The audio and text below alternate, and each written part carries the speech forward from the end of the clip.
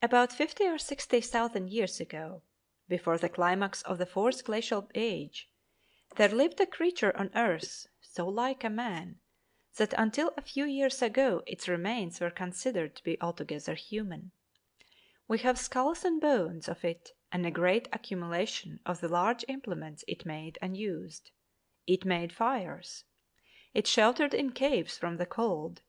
It probably dressed skins roughly and wore them. It was right-handed as men are. Yet now the ethnologists tell us these creatures were not true men. They were of a different species of the same genus. They had heavy protruding jaws and great brow ridges above the eyes and very low foreheads. Their thumbs were not opposable to the fingers as men's are. Their necks were so poised that they could not turn back their heads and look up to the sky. They probably slouched along, head down and forward. Their chinless jaw bones resemble the Heidelberg jaw bone and are markedly unlike human jaw bones. And there were great differences from the human pattern in their teeth. Their cheek teeth were more complicated in structure than ours, more complicated and not less so. They had not the long fangs of our cheek teeth, and also these quasi-men had not the marked canines, dog teeth, of an ordinary human being. The capacity of their skulls was quite human, but the brain was bigger behind and lower in front than the human brain. Their intellectual faculties were differently arranged. They were not ancestral to the human line. Mentally and physically they were upon a different line from the human line. Skulls and bones of this extinct species of man were found at Neanderthal, among other places, and from that place these strange proto-men have been christened Neanderthal men or Neanderthalers. They must have endured in Europe for many hundreds or even thousands of years. At that time the climate and geography of our world was very different from what they are at the present time. Europe, for example, was covered with ice, reaching as far south as the Thames and into central Germany and Russia. There was no channel separating Britain from France. The Mediterranean and the Red Sea were great valleys, with perhaps a chain of lakes in their deeper portions, and a great inland sea spread from the present Black Sea across South Russia and far into Central Asia. Spain and all of Europe, not actually under ice, consisted of bleak uplands, under a harder climate than that of Labrador, and it was only when North Africa was reached that one would have found a temperate climate. Across the cold steppes of southern Europe, with its sparse arctic vegetation, drifted such hardy creatures as the woolly mammoth and woolly rhinoceros, great oxen and reindeer, no doubt following the vegetation northward in spring and southward in autumn. Such was the scene through which the Neanderthaler wandered, gathering such subsistence as he could from small game or fruits and berries and roots. Possibly he was mainly a vegetarian, chewing twigs and roots. His level, elaborate teeth suggest a largely vegetarian dietary. But we also find the long marrow bones of great animals in his caves, cracked to extract the marrow. His weapons could not have been of much avail in open conflict with great beasts, but it is supposed that he attacked them with spears at difficult river crossings and even constructed pitfalls for them. Possibly he followed the herds and preyed upon any dead that were killed in fights, and perhaps he played the part of jackal to the saber-toothed tiger which still survived in his day. Possibly, in the bitter hardships of the glacial ages, this creature had taken to attacking animals after long ages of vegetarian adaptation. We cannot guess what this Neanderthal man looked like.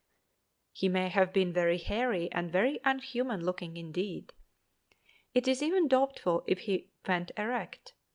He may have used his knuckles as well as his feet to hold himself up. Probably he went about alone or in small family groups. It is inferred from the structure of his jaw that he was incapable of speech as we understand it. For thousands of years these Neanderthalers were the highest animals that the European area had ever seen. And then, some 30 or 35,000 years ago, as the climate grew warmer, a race of kindred beings, more intelligent, knowing more, talking and cooperating together, came drifting into the Neanderthalers' world from the south. They ousted the Neanderthalers from their caves and squatting places. They hunted the same food. They probably made war upon their grisly predecessors and killed them off. These newcomers from the south or the east, for at present we do not know their region of origin, who at last drove the Neanderthalers out of existence altogether, were beings of our own blood and kin, the first true men. Their brain cases and thumbs and necks and teeth were anatomically the same as our own. In a cave at Cro-Magnon and in another at Grimaldi, a number of skeletons have been found, the earliest truly human remains that are so far known. So it is our race comes into the record of the rocks, and the story of mankind begins. The world was growing liker our own in those days, though the climate was still austere. The glaciers of the Ice Age were receding in Europe.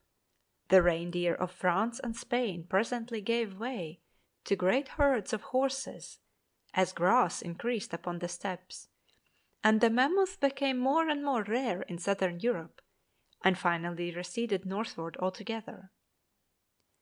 We do not know where the true men first originated, but in the summer of 1921 an extremely interesting skull was found together with pieces of a skeleton at Broken Hill in South Africa, which seems to be a relic of a third sort of man, intermediate in its characteristics between the Neanderthaler and the human being.